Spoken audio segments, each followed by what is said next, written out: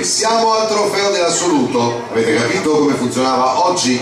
Le due migliori manche, la somma dava la classifica finale, la differenza dà l'assoluto.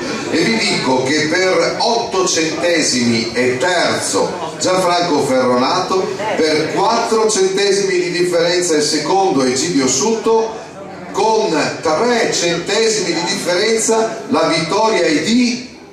Cazzo, come stanno in silenzio adesso, eh? La vittoria è per Ugo Scapinna! Ugo!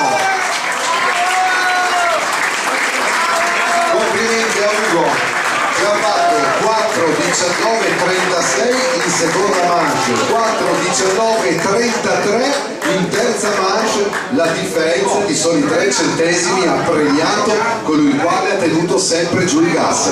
Complimenti a Ugo Scapinna e alla sua grinta, complimenti a tutti voi ragazzi, grazie davvero di essere stati con noi. L'appuntamento è con il prossimo trofeo il 14 di aprile, ancora qua.